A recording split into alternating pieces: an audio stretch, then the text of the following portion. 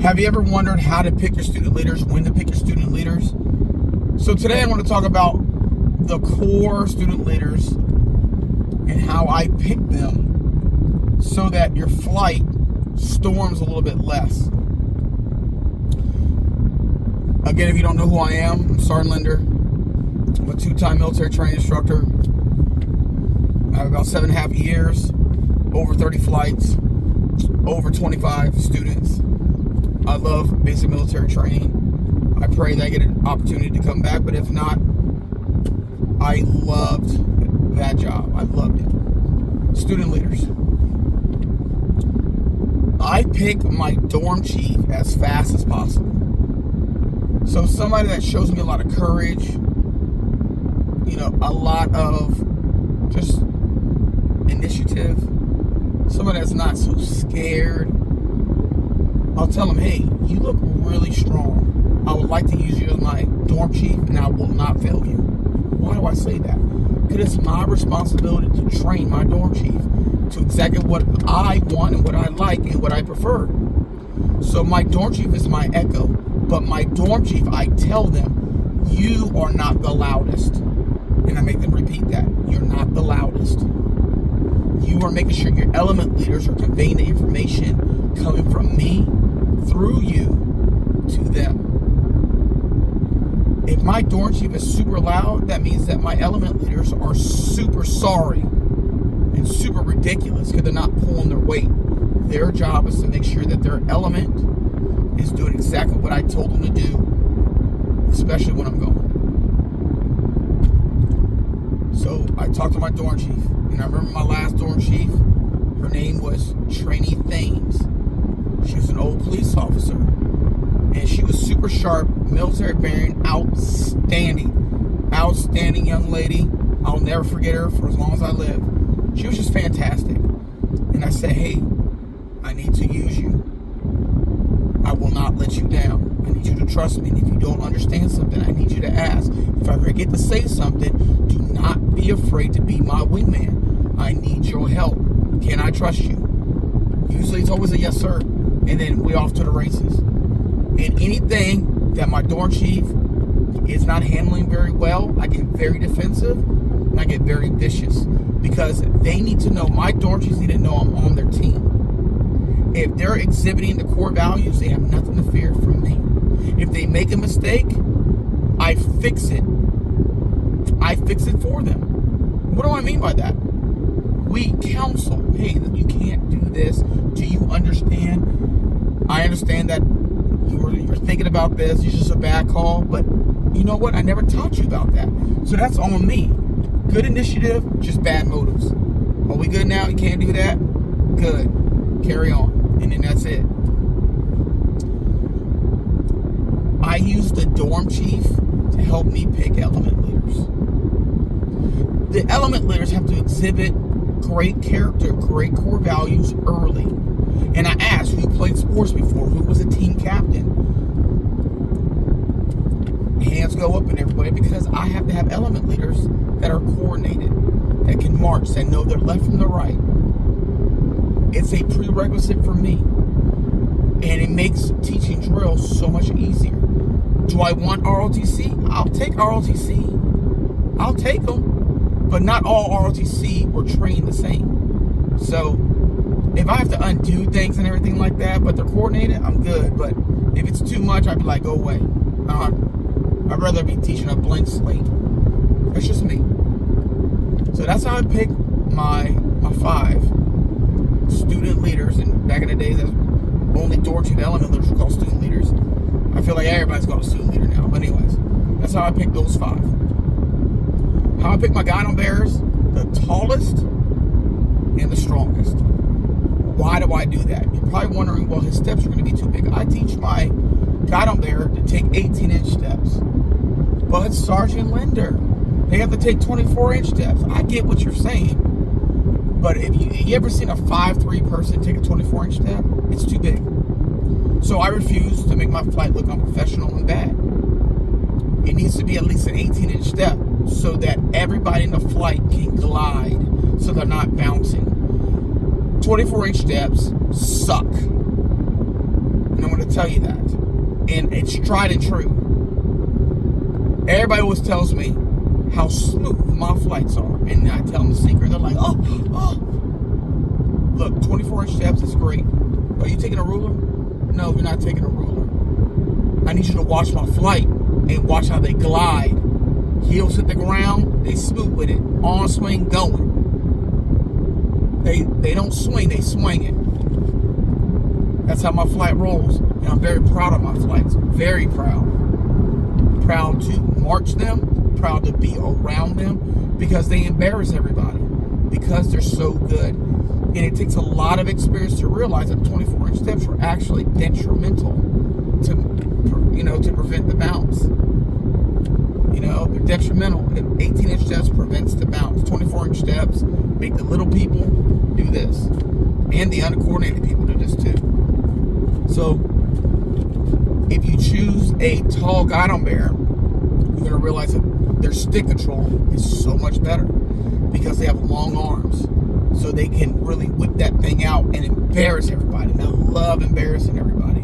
I love it when my guide on bears are just crushing everybody's souls. It just makes me feel good. So I had a guide on bear that I had to hire on the 4th week of training because the MDC just didn't like one of my guide on bears. So I said, that's you right there. You right there, tall one, 4th week of training. You better learn. And he ended up being better than, he was a Brother Flight guide on bear. He was like 6'3", 6'2", and he killed it. Killed it. He's a little uncoordinated, but he still killed it. He learned. He did great. Never forget that kid either. That's how I pick my guide on bears. Some of the techniques that I use for my guide on bears really quick is I'll bring 3 and 5 pound weights, and I'll have them hold it out. So you can get 2 sets of 3 and 5s, and just tell them to hold them both out. It does make it a lot easier for them to gain that strength. So they can take the weights downstairs. I put my name on the weights and everything like that, and I just tell them to hold it out. So start with the 3s, work up to the 5s, and I give them shorter routines and everything like that, just to help them. That's just what I do. To each its own. To each its own. Incher control monitor, I'm very particular. I pick the person that has beautiful writing, first of all, because my 118's got to be beautiful. They have to be. I equip them with a whiteout pen and a friction pen. I might give them 1 or 2. I tell them, I say, hey, if they make a mistake, rewrite all their stuff. I don't want to put any red checks on my 118. Because you only put red checks on your 118 if you make a mistake. I want everybody to know my flight's trained. And I want people to look at my 118 going, wow, they did a really beautiful job. Man, this flight is, yes. So my 2 Incher control monitors have to have beautiful handwriting. And number 2 is I want them to be kind of scared. I want them to learn that they don't need to fear me. They need to protect me.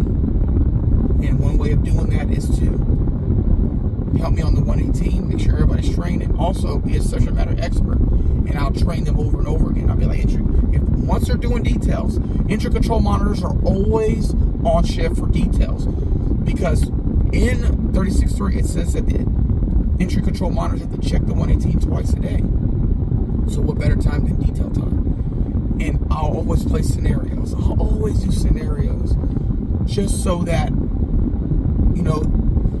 if they can do it with me, and I'll act like I'm pissed off and mad, and I'll tell them, I won't act like I'm pissed and mad. I'm going to try to trick them and everything like that. It's part of the scenario. I won't do that normally.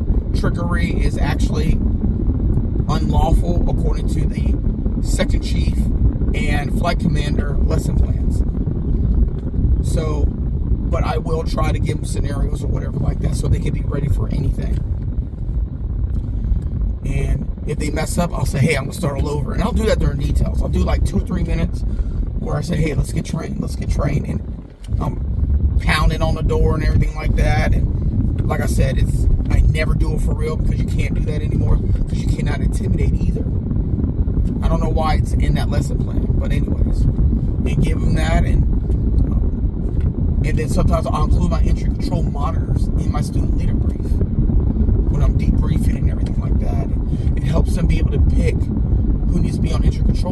especially if they're going to be at an appointment. They can put them on a shift where they come back on appointment, and the 106 reflects their roster number, or however they're doing it now, their bed number for entry control duty. And any other position that I choose, whether it's technical deployment leader, or technical deployment chief, it's based on character. Character is king. Character is king. So make sure that they're exhibiting a lot of motivation. Make sure they're exhibiting their true self, because you don't want anybody fake up there just for you to fire them and have to hire them back up, which is a slight inconvenience, but you want people that are gonna be all in. So that's all I got for student leaders. I pick student leaders as early as possible, so I can teach drill as early as possible, teaching DCID as early as possible. And when I talk to my element leaders, I'm always asking questions. Hey, why did that happen? Did you miss it? What do we need to do to fix this? Because you're my inner circle. I need you to protect me. That's how I talk to them. And if I blow up at them for anything, it's about to be firing time. Real talk. Because they can't betray me. They can't willingly do that to me. And they have to realize that they have to create peace for me. That they're in control of my peace. And once you tell them that, the element leaders, they start to understand why they need to write people up. Because if they don't write people up, then everybody is innocent. And it means that if I find something wrong in their element and they didn't write them up, me and the element leaders are going to have a talk. Or that element leader are going to have a talk. So I'm getting ready to roll into work. How you doing, sir? Amazing. Yes, sir. All right, you have a good one. Yeah, God bless you, sir. Take it easy. Until then, I'll talk to you later. Be blessed.